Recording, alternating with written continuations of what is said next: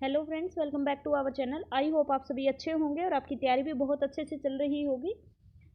हमारे ये जो अपनी ये सीरीज चल रही है, चैप्टर वाइज सीरीज चल रही है, इसके अंदर अपना सीक्वेंस एंड सीरीज चल रहा है। लीनियर अलजेब्रा मेरा कंप्लीट हो चुका है, मॉडर्न अलजेब्रा कंप्लीट करवा चुकी हूँ मैं। अगर आपने कोई अगर न्यू सब्सक्राइबर है तो आप मेरी प्लेलिस्ट में जाके आप वो वीडियो भी कर सकते हैं, उसमें मैंने सारे क्वेश्चन करवाए। ये DSSB के पैटर्न से ही करवा रही हूँ मैं। CUET की जो एंट्रेंस की बुक है, इस बुक के क्वेश्चन करवा रही हूँ जो कि सोल्ड नहीं है। और अगर सॉल्यूशन है तो इनके बहुत सारे सॉल्यूशन गलत दिए हुए हैं और आंसर तो बहुत ही गलत है। तो बहुत सारे क्वेश्चन के आंसर रॉन्ग दे रखे हैं, तो मैंने सोचा कि मैं ये करवा देती हूँ इसका सॉल्यूशन आपका। तो आपको पहले वो देखनी है। सबसे पहले आपको थ्योरी पोर्शन पढ़ना है। बुक खरीदने की आपको ज़रूरत नहीं है, इस बुक में ऐसा कुछ है नहीं कुछ खास। बस नॉर्मल से जो आपको ये क्वेश्चन दिख रहे हैं यही क्वेश्चन है, और एक अपने पूरी की पूरी बुक सिलेबस में ही नहीं है। इसके कुछ चैप्टर है, सारे के सारे चैप्टर के सारे क्वेश्चन मैं करवाऊंगी आपको। हो सकता है बाद में इसका जो कंटेंट है और जो रहते हुए क्वेश्चन है जो कि सोल्ड है वो भी मैं करवा दूँ अगर टाइम रहा तो। अगर पेपर थोड़ा सा लेट होता है तो वो भी मैं करवा दूंगी। कोशिश करूंगी कि ज़्यादा से ज़्यादा कंटेंट करवाया जा सके, ठीक है। आपको बस वीडियो को लाइक करना है, चैनल को सब्सक्राइब करना है, ज़्यादा से ज़्यादा लोगों तक शेयर करना है ताकि हम ज़्यादा लोग जुड़ सके, ठीक है भाई। फिर करते हैं स्टार्ट। आज हमें क्वेश्चन नंबर 46 करना। 46 में दे रखा है, एक सीक्वेंस दे रखी है 1 + 1/2 + 1/2 का स्क्वायर प्लस 1/2 की पावर n। ये जो सीक्वेंस है आपको निकालनी है। ये पूछ रहा है ये सीक्वेंस इंक्रीजिंग होगी, डिक्रीजिंग होगी या क्या होगी। ये सीक्वेंस ऑफ ये अपने पास क्या सीरीज ऑफ पार्शियल सम है।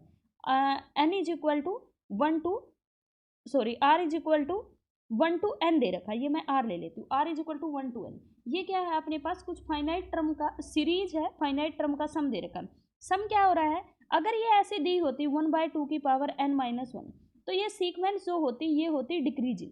लेकिन अब ये सम दे रखा है तो ये सीक्वेंस होगी इंक्रीजिंग, और बाउंडेड तो है ही क्योंकि ये कन्वर्जेंट है तो बाउंडेड भी होगी। कन्वर्जेंट भी है, ये बाउंडेड भी है और इंक्रीजिंग सीक्वेंस है, ठीक है भाई। नेक्स्ट है क्वेश्चन नंबर 47। जब भी इस तरह का कोई क्वेश्चन आए कि इस तरह के, ये पूछे किसको कन्वर्ज करना, इसकी जो वैल्यू निकालते हुए ऐसे निकालते हैं, ई की पावर जो भी यहाँ पे होता है 1 बाय है 1 बाय जो भी पावर है वो मल्टीप्लाई में n से n कैंसिल क्या आ गया ई स्क्वेयर। तो ये अपने पास क्या होगा E square, option number C correct. अगर आपके पास कभी भी यहाँ पे अपने पास कोई नॉन जीरो वैल्यू होनी चाहिए a1 की, और अपने पास ये दे रखा हो an+1 इज इक्वल टू इससे जो आप जो सीरीज बनाएंगे आप सब जगह l पुट कर दोगे। l इज इक्वल टू मतलब an की जगह l पुट करोगे, an+1 की जगह भी l क्या है लिमिट है, और ये अपने पास 6 + l हो जाएगा। इसका दोनों साइड स्क्वेयर करोगे तो ये क्वाड्रेटिक बन जाएगी, ये होगी। इस तरह की अगर कोई भी इक्वेशन बनती है आपके पास, इसके पॉजिटिव रियल रूट को, ये जो l है जो इसकी लिमिट होती है इसका पॉजिटिव रियल रूट होगा तो क्या होगा -3 - 2, तो root l is equal to आएगा 3 और -2। पॉजिटिव रियल रूट क्या आया 3, तो ऑप्शन नंबर सी इसका करेक्ट हो जाएगा। नेक्स्ट अपने पास दे रखा क्वेश्चन नंबर 49। ये क्वेश्चन दो तरह से आ सकता है। ये कह रहा है सीक्वेंस है ए जो कन्वर्ज कर रही है को, अगर ये कंडीशन ना दे तो हम रूट के बारे में कुछ नहीं कह सकते। लेकिन इसने कहा ये पॉजिटिव टर्म्स की सीक्वेंस है, अगर पॉजिटिव टर्म की सीक्वेंस है तो रूट ले ले या उससे और भी छोटी पावर ले ले 1/3 1/4 तो उसी पावर को कन्वर्ज करेगा, रूट ए को कन्वर्ज करेगा। ये तभी करेगा जब ये दिया हो पॉजिटिव टर्म सीरीज दे रखी, पॉजिटिव टर्म सीक्वेंस की सारी टर्म पॉजिटिव ही तभी पॉसिबल है। अदरवाइज अगर अपने पास an कन्वर्ज कर रहा है a को, हम अगर इसने ये कंडीशन नहीं दे रखी तो हम ये नहीं कह सकते कि रूट an जो है रूट a को कन्वर्ज करेगा। ये बात नहीं कह पाएंगे अगर पॉजिटिव टर्म की सीक्वेंस नहीं है तो, ठीक है भाई। चलो नेक्स्ट क्वेश्चन नंबर 50 कैसा है 48 जैसा, आप खुद करके देखो, इससे कोई फर्क नहीं पड़ता, बस ग्रेटर देन 0 होनी चाहिए। तो यहाँ पे पुट करोगे आप क्या हो जाएगा l² इज इक्वल टू में 7 + l, तो इधर लेके आओगे क्या होगा l² -l -7, इसका पॉजिटिव रियल रूट। अच्छा ये तो पूछ ही रहा क्या होगा, तो ऑप्शन नंबर सी क्या हो जाएगा करेक्ट हो जाएगा। नेक्स्ट में देखो भाई क्वेश्चन नंबर 51 भी सेम है। अब की बार रूट हटा के दे दिया आपको कंफ्यूज करने के लिए, रूट हटा के दे दिया कंफ्यूज करने के लिए। तो अपने पास क्या होगा ये पॉजिटिव टर्म की ही होएगी सीक्वेंस, अगर नहीं दे रखी a1 की वैल्यू कोई बात नहीं, ये पॉजिटिव रियल रूट निकालो l² इज इक्वल टू में 2l - 1, तो l की वैल्यू क्या आ जाएगी 1 1, दोनों रूट सेम आएंगे तो इसकी जो लिमिट रहेगी वो क्या आ जाएगी 1 आ जाएगी भाई। ऑप्शन नंबर बी इसका क्या हो जाएगा करेक्ट हो जाएगा। नेक्स्ट अपने पास दे रखा है क्वेश्चन नंबर 52, और 52 में अपने पास क्या दे रखा है भाई bn एक सीक्वेंस है और ये इस तरह से डिफाइन है, तो पूछ रहा है ये किसको कन्वर्ज करेगी an।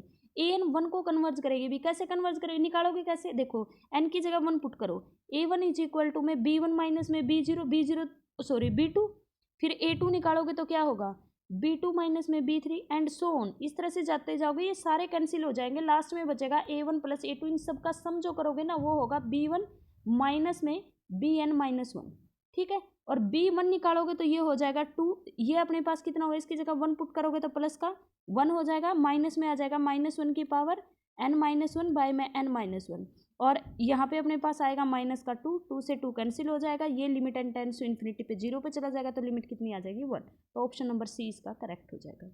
नेक्स्ट अपने पास दे रखा है कि UN अपने पास सीरीज है पॉजिटिव टर्म सीरीज की, n इंटू में UN बाय में, देखो ये टेस्ट होता है एक UN बाय में UN+1, DL रेशियो टेस्ट होता है, जब ये फेल हो जाता है तो हम क्या करते हैं, -1 करते हैं, n से मल्टीप्लाई करते हैं, इसको बोलते हैं रेबीज टेस्ट, तो ऑप्शन नंबर सी इसका क्या हो जाएगा, करेक्ट हो जाएगा। इसमें आंसर गलत दे रखे हैं, DL रेशियो टेस्ट दे रखा है, DL रेशियो टेस्ट तो ये होता है AN बाय में AN+1, या उल्टा भी लिख दो वो भी सेम ही बात होती है, बस वो फिर ग्रेटर की जगह लेस देन हो जाता है, तो ये है Raabe's test, option number C correct है इसका, ना कि ए।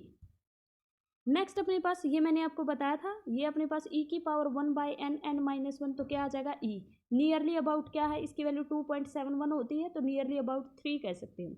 ए किसको कन्वर्ज करेगा, 4 को, ए के साथ क्या आना चाहिए 4, फिर अपने पास ये पॉजिटिव रियल रूट को करेगा, अभी हमने निकाला 3 को कन्वर्ज करता है ये,